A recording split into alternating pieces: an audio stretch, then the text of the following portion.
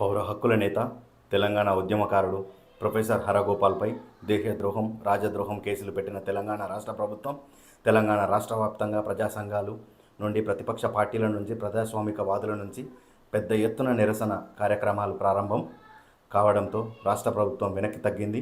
Professor హరగోపాల్తో పాటు high court senior న్యాయవాది Raghunath, professor Lakshman, retired judge justice Suresh Kumar, Narasanna అనే వ్యక్తులపై ఊపా కేసులను వెనక్కి తీసుకుంటున్నట్టు నిర్ణయం తీసుకుంది. ఈ క్రమంలో రంగారెడ్డి జిల్లా మొగిలిగిద్ద గ్రామంలోని తను పుట్టిన ఊరు, తను చదువుకున్న పాఠశాల నుంచి తన కుటుంబ సభ్యులతో న్యూస్18 ప్రత్యేక కథనం.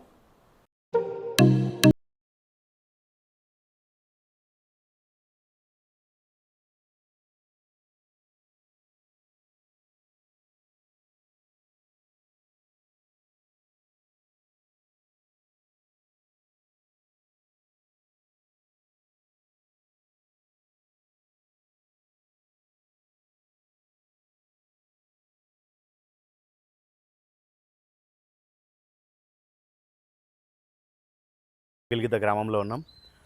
ఈ మధ్యకాలంలో వస్తున్న వార్త ప్రొఫెసర్ హరగోపాల్ సార్ పైన అయినటువంటి దేశద్రోహం, రాజద్రోహం అనే ఈ కేసులపైన వారి కుటుంబ సభ్యులు ఏ విధంగా స్పందిస్తున్నారన్నది వారి మాటల్లోనే తెలుసుకుందాం. సారు నాకు 35 ఇయర్స్. నాకు 35 ఇయర్స్ నుంచి సార్ తెలుసు. సార్ ఇదే ఊరు. నేను సార్ వాళ్ళ తమ్ముని కొడుకును.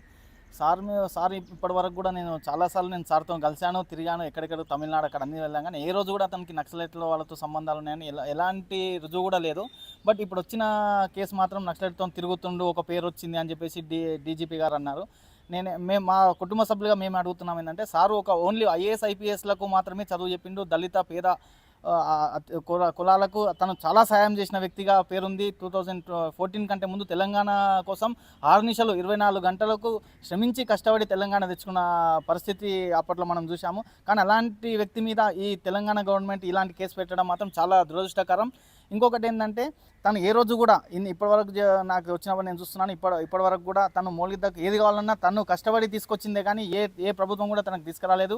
2003లో 1999లో జూనియర్ కాలేజ్ కూడా చంద్రబాబు గవర్నమెంట్లో హరగోపాల్ సార్ గారు కష్టపడి తీసుకొచ్చిండు. తురేబాజ్ ఖాన్ గ్రంథాలయం కూడా ఆయన తీసుకొచ్చిన కానీ ఏ రోజు కూడా తను నక్సలైట్లతో తిరిగిన దాఖలాలు అయితే లేవు. ఇదైతే ఖచ్చితంగా రుజువు చేయాల్సిన బాధ్యత.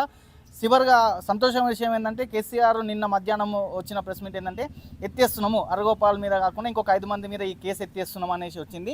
నేనేమనంటే, కేసు పెట్టిండ్రు ఒప్పుకుంటా, కేసు ఎందుకు పెట్టిండ్రు, ఎందుకు తీసేస్తుండ్రు అంటే, మీరు భయపడి ఈయన మీద ఎలాంటి అలిగేషన్ లేదు కనుక మీరు కేసు తీసేస్తుండ్రు.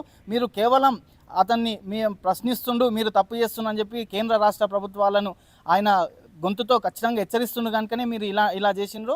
లాస్ట్కు మీ అంతకు మీరు రిలైజ్ అయిపోయినారు, ఇతన్ని అరెస్ట్ చేస్తే మేము రేపు పొద్దున వచ్చే ప్రభుత్వంలో మేము ఉండలేము కనుక ఒక విధానం మీరు అవలంబించుకొని తనను ఈరోజు నిన్న ఈ కేసు కొట్టివేయడం జరిగింది. ఇది వాళ్ళ కుటుంబ సభ్యులు చెప్తున్న పరిస్థితి. గొప్ప గొప్ప ఐఏఎస్ ఐపీఎస్లకు శిక్షణ ఇచ్చినటువంటి హరగోపాల్ సార్ ఇలాంటి దేశద్రోహం లాంటి కేసులో ఇరకడం వాళ్ళకు కూడా చాలా బాధాకరం అని తెలియజేస్తున్నారు.